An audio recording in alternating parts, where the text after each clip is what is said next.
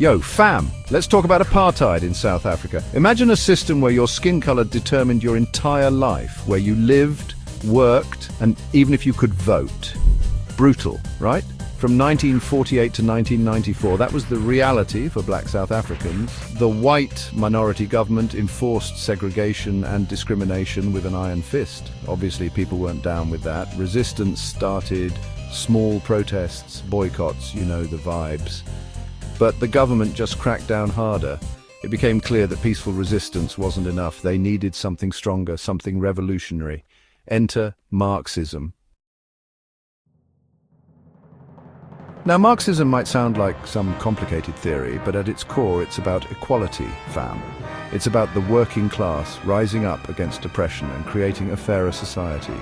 For black South Africans who were treated like second-class citizens in their own land, Marxism offered a language of resistance, a framework for understanding their struggle. The African National Congress, the main liberation movement, saw the power in these ideas. They believed that to truly dismantle apartheid, they needed to tackle the economic inequality that fueled it. They needed to empower the masses to challenge the very foundations of the system. The South African Communist Party was down from day one. Founded in 1921, the SACP recognized the deep link between racial oppression and class exploitation.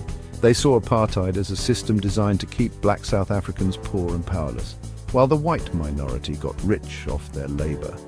The SACP joined forces with the ANC, bringing their Marxist analysis and organizational skills to the struggle. Together, they formed a powerful alliance, mobilizing workers, students, and activists across the country. They were like the dynamic duo of the revolution, fighting for social and economic justice. Section 4. Workers of the world unite.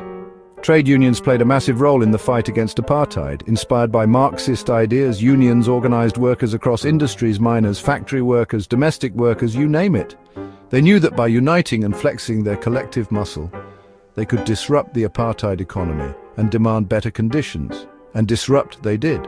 Strikes, boycotts, and labor unrest became commonplace, shaking the foundations of the apartheid regime. The government tried to crush the unions, but the spirit of resistance was too strong.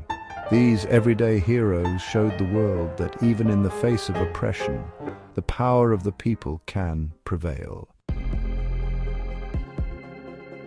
Section 5. Picking up the spear Umkhonto, Sizwe. By the 1960s, it was clear that peaceful resistance wasn't enough. The government responded to protests with violence and brutality. The Sharpeville massacre in 1960, where police gunned down peaceful protesters, was a turning point. The ANC, influenced by the armed struggles against colonialism in other parts of Africa, decided it was time to pick up arms. Thus, Umkhonto Sizwe, the armed wing of the ANC, was born. MK carried out acts of sabotage against government installations, aiming to cripple the apartheid infrastructure and force the regime to negotiate. While controversial, the armed struggle became a crucial part of the liberation movement, demonstrating the lengths to which people were willing to go to fight for their freedom.